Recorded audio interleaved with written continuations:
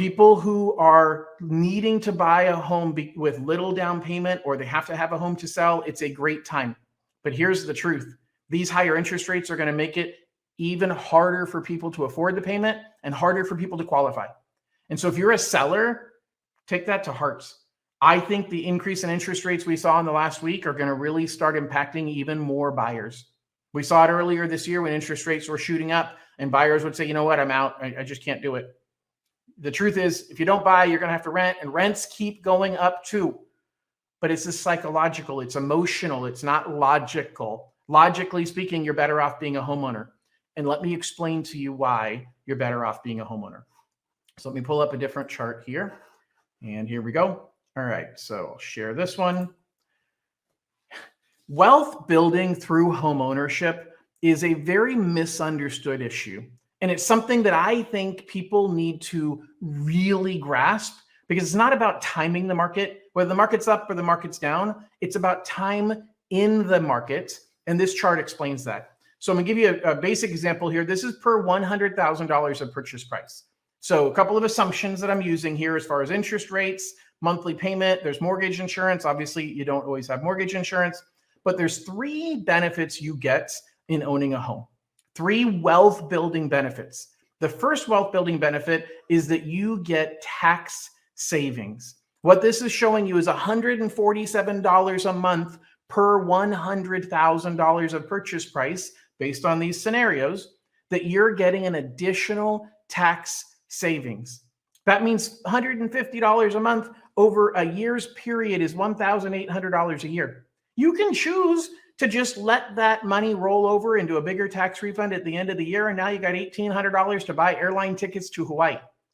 Or you can choose to change your withholdings, talk to your tax preparer about that, and you can see more money in every single paycheck, so you can afford to write a larger check to pay for these higher monthly payments. But you're getting $150 a month per $100,000.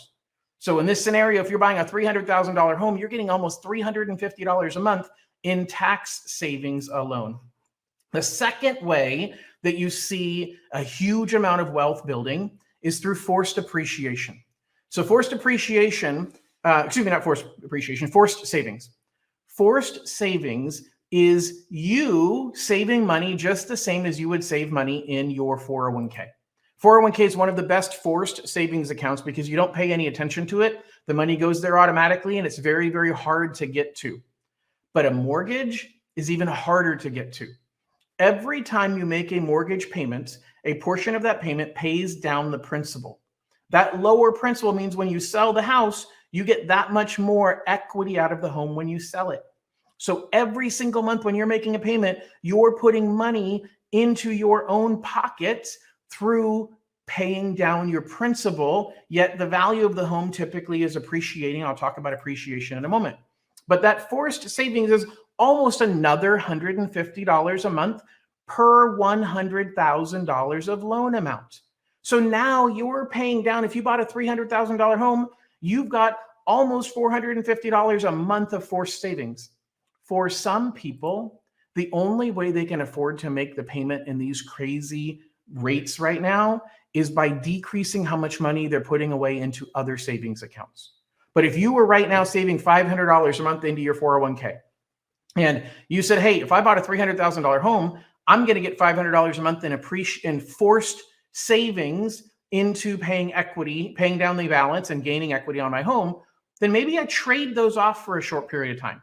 Until I can refinance and get a lower interest rate and a lower payment, maybe I decrease or stop putting money into the 401k.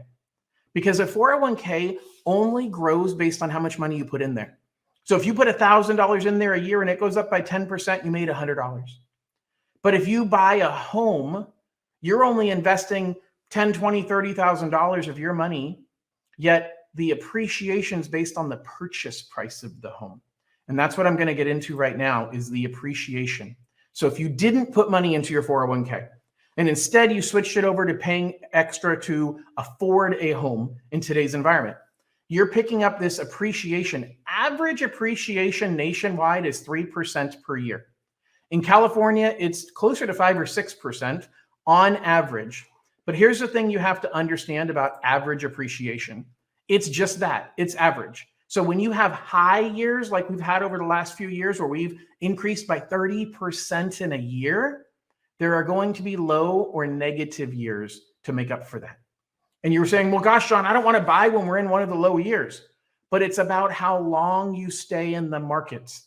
There's never been a 10-year period where housing prices are lower. If you Googled average median home price in the United States, and you look back the last 50 years, you can pick any point in time, and 10 years later, prices are higher or the same. The only time they were the same was from 2007 to 2017.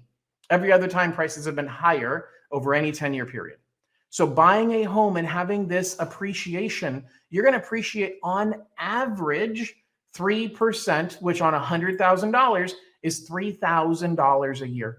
That means that for every $100,000 on average of a home you buy, you're making $250 a month in appreciation over time. And that appreciation is tax-free. You put money into your 401k, you pay taxes on it when it comes out. You put money into a mortgage, you buy a home. When you sell that home, assuming IRS doesn't change the rules, and who knows what they're going to do, but there's a lot of people that would fight to stop this rule from changing. Based on current IRS guidelines, you can make $250,000 in appreciation, in growth, in gain on your primary home if you're a single person and pay no taxes on it at all. You can make $500,000 in appreciation, in growth, in gain on a home if you're a married couple and pay no taxes on it at all.